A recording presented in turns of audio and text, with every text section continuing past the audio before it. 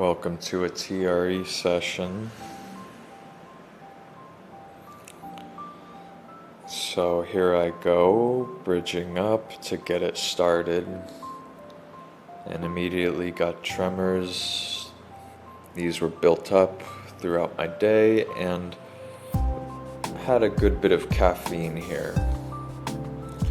So I find that when I have caffeine, look at that, a lot of tremors here. I find that when I have caffeine, it makes me tremor more.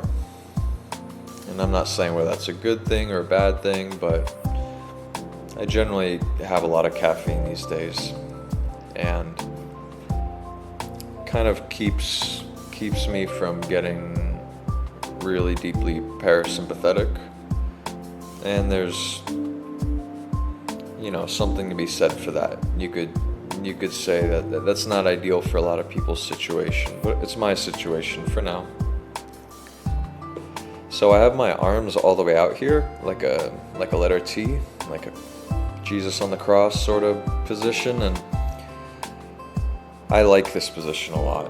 My shoulders, the front of my shoulders, that internal rotator cuff feels really good with this one, and I get a lot of benefit here. It feels like kind of jelly-like in the front of my shoulders after tremoring in this position, and it teaches me it provides a lot of relaxation and teaches me how to be present in these muscles consciously, which, because I exercise a lot, I can have some unconscious tension there.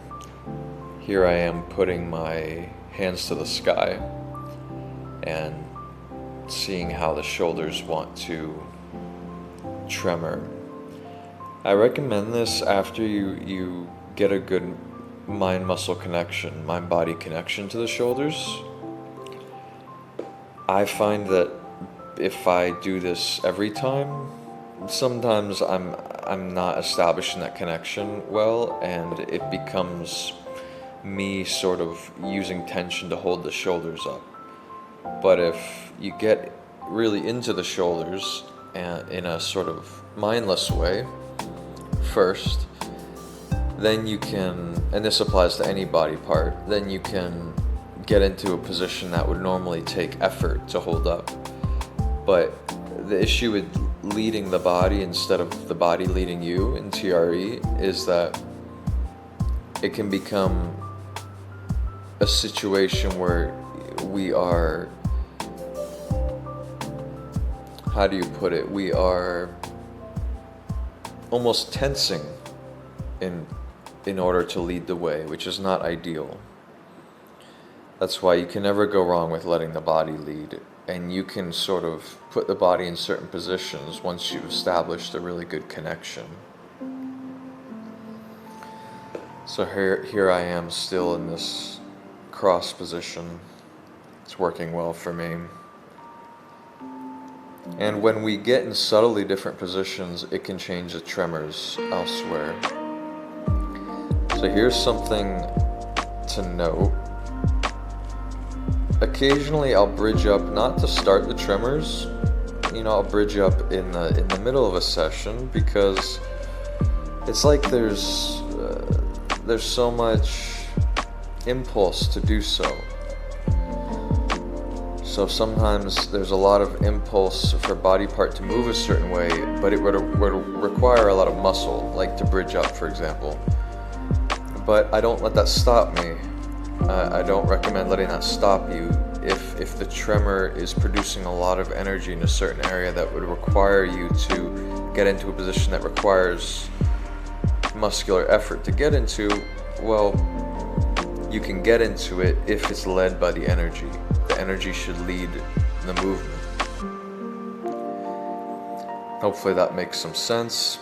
Here I am in the regular position, but with one leg straight. And if you haven't tried this, you might be surprised by how much this changes things.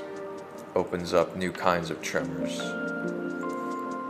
I recommend this position if you haven't tried it.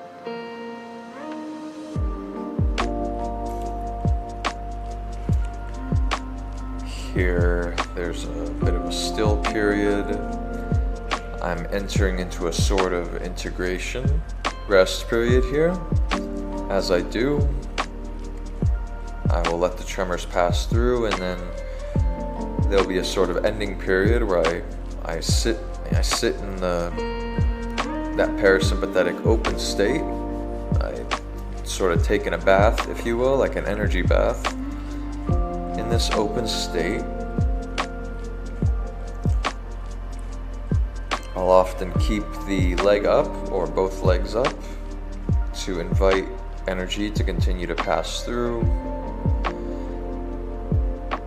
And then at some point, letting the legs down.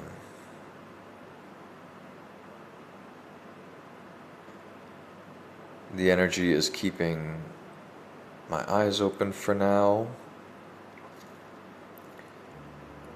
And tremoring with the eyes open and closed is quite a different experience.